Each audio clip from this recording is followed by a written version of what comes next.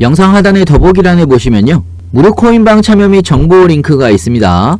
매수 매도 타점 및 빠른 뉴스도 공유를 해드리고 있기 때문에 여러분들의 투자에 많은 도움이 되실 거라고 생각이 들고요. 필요하신 분은 링크 클릭하셔서 신청해 주시면 됩니다. 네, 안녕하세요, 블루입니다. 오늘 6월 17일이고요.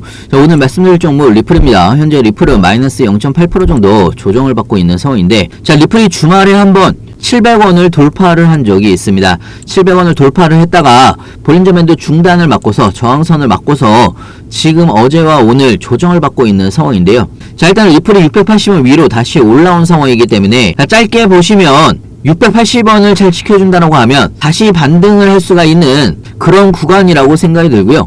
자, 특히나 리플 같은 경우는요, 지금 SEC와의 소송을 현재 진행 중이고 막바지 결과가 얼마 남지 않은 상황이기 때문에 지금은 리플과 SEC가 최종 판결 이전에 합의를 할지 말지에 대한 기대감이 조금씩 올라가고 있는 그런 시장이라고 볼 수가 있습니다. 자, 이런 기대감은요, 최근에 나온 뉴스와 함께 점차 올라가고 있는 그런 상황이라고 볼 수가 있고요.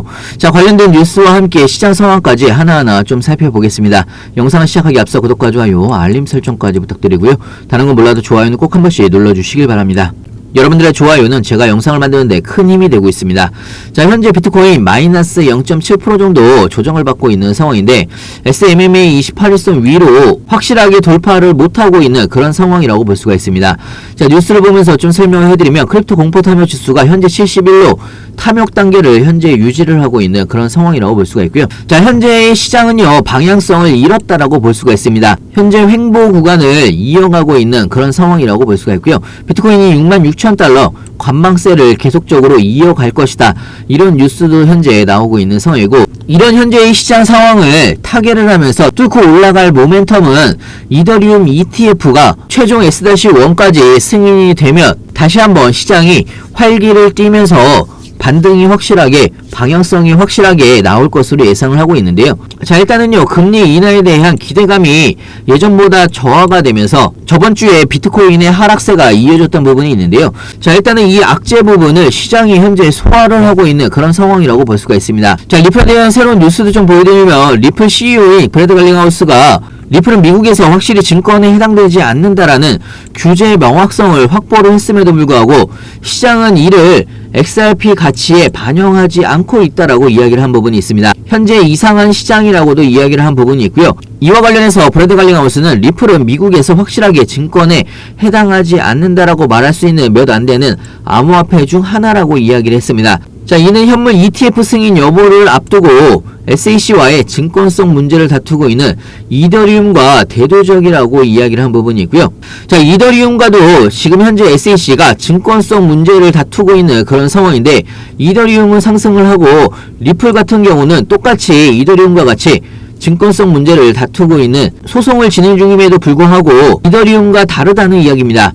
굉장히 저평가됐다라는 이야기고요. 자, 얼마 전에 리플 쪽에서 테라폼레스 합의를 인용을 해서 SEC의 20억 과징금이 불합리하다라고 법원에다가 추가 권한 통지서를 제출을 한 적이 있습니다. 자, 그런데 리플이 법원에 추가 권한 통지서를 제출한 이후에 SEC 쪽에서는요, 이런 이야기를 했습니다. 리플 소송의 테라폼레스 사례 인용은 부적절하다라고 이야기를 한 부분이 있는데요. 자, 14일 법원 제출 문서를 통해서 리플 소송과 테라폼레스 소송을 동일시하는 것은 적절치 않다라고 입장을 밝혔습니다. 자, 여기에서 중요한 포인트는요, 리플은 SEC와 테라폼레스 간의 합의를 인용을 하면서 SEC의 20억 달러 과징금 요구가 불합리하다라고 주장을 하는 내용의 문서를 제출을 했는데요. SEC가 요구한 과징금은 20억 달러입니다. 자, 그런데 여기서 SEC가 이야기를 한 부분이, 테라폼레스는 문제의 임원들을 모두 해임했고 모든 암호화폐 키를 삭제를 하고 충분한 규모의 피해자 배상도 하기로 했다면서, 이와 달리 리플은 아무런 조치가 없었다. 리플은 테라폼레스 사례를 들어서 과징금 규모 20억 달러가 과하다고 주장을 하고 있는 겁니다. 자, 그런데 여기서 리플의 주장을 SEC가 받아들여서 테라폼레스 사례의 과징금 산정 기준을 적용을 한다라고 하면 리플에 대한 적정 과징금은 20억 달러가 아니고 1억 260만 달러입니다. 자, 사실 리플이 요구하는 과징금은요 1000만 달러입니다. 자, 리플이 요구하는 과징금 1000만 달러의 10배가 넘는 금액이라는 이야기입니다. 테라폼레스의 과징금 산정 기준을 적용을 하더라도 리플이 요구하는 과징금의 10배가 넘는 금액이라는 이야기고요. 자, 그런데 따지고 보면 SEC가 요구한 20억 달러보다는 1억 260억 달러가 리플 쪽에서도 훨씬 유리한 금액이라고 생각이 듭니다. SEC의 20억 달러보다는 거의 20배에 가까운 저렴한 가격이라는 이야기입니다. 물론 리플이 요구한 금액보다는 10배가 넘지만 SEC가 애초에 요구한 금액보다는 20배가 넘는 20배가 줄어드는 금액이기 때문에 리플의 입장에서는 1억 260만 달러의 벌금도 나쁘지 않은 조건이라고 생각이 들고요. 자, 현재 리플과 SEC는요, 막바지 벌금에 대한 서로의 입장을 서로 조율을 하고 있는 그런 상황이라고 볼 수가 있고요. 자, 만약에 리플이 SEC의 1억 260억 달러, 1억 260만 달러의 벌금에 합의를 한다라고 하면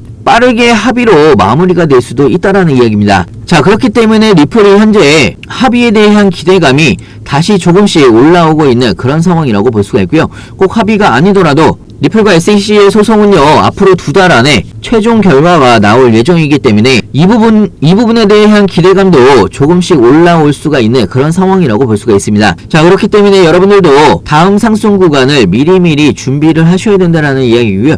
따지고 보면 지금 박스권 안에서의 저점 매수가 가능한 박스권 하단 쪽에 위치해 있는 상황이기 때문에 여러분들도 안전한 구간에서 구간별로 나눠서 모아가실 수가 있는 그런 타이밍이라고 볼 수가 있습니다. 중요한 건 여러분들이 어느 구간에서 분할로 신규 매수를 해야 되는지 추가 매수를 해야 되는지 그리고 나중에 매도 타이밍은 언제로 잡아야 되는지 헷갈리시거나 어려워할 수 있는데요.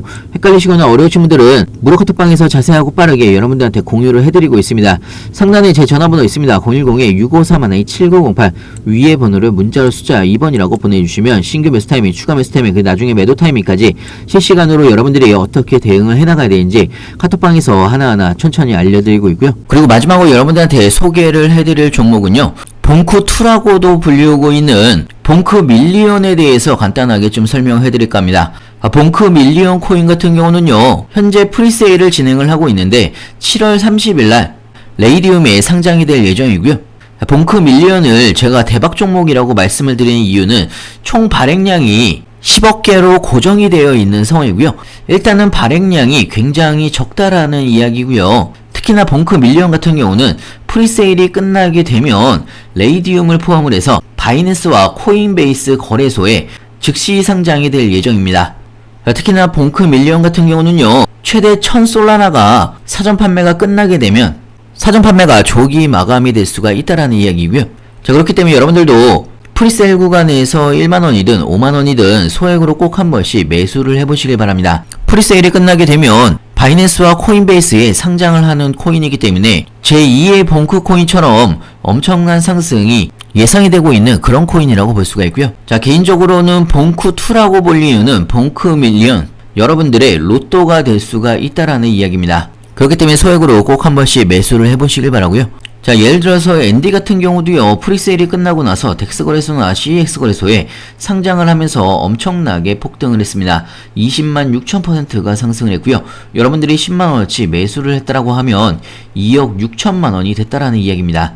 파켓 같은 경우도 13만%가 상승을 했고요. 자, 얼마 전에 나온 뉴스인데요, 시바이누 투자자가 3년 반 만에 400만원으로 17억원을 벌었다는 뉴스가 나왔습니다. 시바이누가 상장 전에 367만원어치 시바이누를 매수를 한 사람이 나중에 시바이누가 상장을 하고 나서 엄청난 상승과 함께 얼마 전에 매도를 했는데요, 현재의 가치로 따지게 되면 17억원의 수익을 벌었다는 이야기입니다. 자, 그렇기 때문에 로또라는 이야기가 나오는 거고요. 프리세일이 끝나게 되고 바이낸스와 코인베이스에 상장을 하게 되면 엄청난 펌핑이 나올 수가 있다라는 이야기입니다. 여러분들의 로또가 될 수가 있다라는 이야기고요. 그렇기 때문에 여러분들도 1만원이든 5만원이든 소액으로 꼭 한 번씩 매수를 해보시길 바라고요. 무료 카톡방에서는 여러분들이 봉크 밀리언 코인 어떻게 매수를 하는지, 그리고 나중에 프리세일이 끝나고 나서 클레임하는 방법과 바이낸스와 코인베이스에서 어떻게 이동을 해서 매도를 하는지 하나하나 천천히 알려드리고 있고요. 혹시나 무료 카톡방이 불편하신 분들은 영상 하단에 보시면 링크가 있습니다. 링크를 통해서 편하게 질문 주시면 좋을 것 같고요. 프리세일은 조기 마감이 될 수가 있기 때문에 프리세일 마감 전에 여러분들이 소액으로 꼭 한 번씩 매수를 해보시길 바랍니다. 영상 하단에 더보기란에 보시면요, 무료 코인방 참여 및 정보 링크가 있습니다. 매수 매도 타점 및 빠른 뉴스도 공유를 해드리고 있기 때문에 여러분들의 투자에 많은 도움이 되실 거라 생각이 들고요. 필요하신 분은 링크 클릭하셔서 신청해 주시면 됩니다.